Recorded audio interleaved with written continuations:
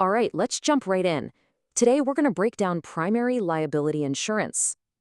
Look, if you're in the trucking business, this is one of the most critical pieces of coverage you'll ever deal with. Doesn't matter if you're a single owner operator or you're managing a whole fleet, getting this right is absolutely fundamental to keeping your business safe, sound, and, legal. So let's start with a really important question. Think about it. With all the risks you face out there in transport and logistics, what's that one thing, that one event that could truly put everything you've worked so hard for in jeopardy? And that's really what it comes down to, one bad day. The tough reality is that a single accident, and it doesn't even have to be a huge pileup, it could be a simple fender bender, has the potential for just devastating financial consequences. We're talking about crippling lawsuits, massive medical bills, and repair costs that could literally sink a business overnight. So, how do you even begin to protect yourself from that kind of catastrophic threat? Well, the answer is you build a powerful financial shield around your entire operation. And now, let's introduce exactly what that shield is. To put it as simply as possible, this is the insurance that steps in to cover accidents and injuries you might cause to other people, or damage you do to their property while you're on the job. It's specifically designed to handle the fallout for third parties. And I want to be crystal clear here. This isn't just a nice to have. It is absolutely non-negotiable, and for three main reasons. First up, it's the law. The federal government requires it, and operating without it can lead to some really severe penalties. Second, the cost of an accident can be just astronomical. This policy is your financial firewall. And third, it's about your reputation. It shows your customers and your partners that you're a pro. Okay, so let's get into the nitty-gritty. What does this essential shield actually do for you when you really, really need it? So your policy is really built to handle two main types of third-party damages. You've got bodily injury, which takes care of medical bills, and those can easily climb into the 6 or even 7 figures in a bad accident. Then there's property damage. And we're not just talking about fixing a dented bumper. This could be replacing a brand new car or, repairing a building your truck might have hit. And here's the part that's so incredibly important, but often overlooked. This coverage goes way beyond just the immediate aftermath of an accident. If someone decides to sue, your primary liability policy also steps in to cover the enormous costs of a legal defense.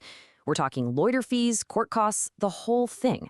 That alone is a massive, massive financial relief. Okay, this all leads to the next logical question, right? What are the actual dollar amounts we're dealing with here? How much protection do you really get? For most trucks out there that are carrying general freight across state lines, the Federal Motor Carrier Safety Administration, you've probably heard of them, the FMCSA, they mandate a minimum coverage of $750,000. That's the baseline. It's kind of like your ticket to entry to operate legally. But, and this is a big but, that number can jump a lot. If you're hauling certain hazardous materials, for example, the risk factor goes way up, and so does the required coverage. It can skyrocket to as much as $5 million. Now, this next part is just as important as everything we've already covered. While this insurance is your essential shield, it does not cover everything.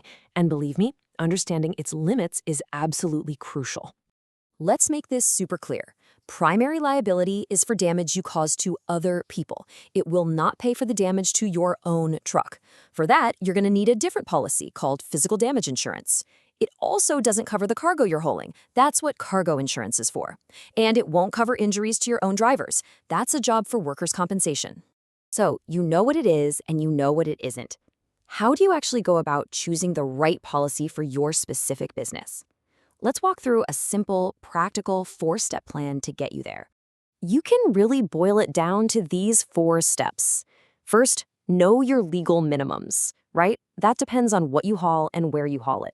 Second, be honest about your risk. Are you driving through tough areas, hauling high-value goods? That might mean you need more than the minimum. Third, and this is a big one, shop around. Get quotes from agents who actually specialize in trucking. And finally, remember those gaps we just talked about? Look into add-on policies to make sure you're truly covered from every angle. All right, let's bring this all home. If there's one single idea I want you to walk away with today, this is it. That sentence pretty much says it all. It's not just another piece of the puzzle. It really is the foundation. It's the cornerstone on which all of your other business protections have to be built. If that cornerstone is weak, the whole structure, your whole business, is at risk of crumbling.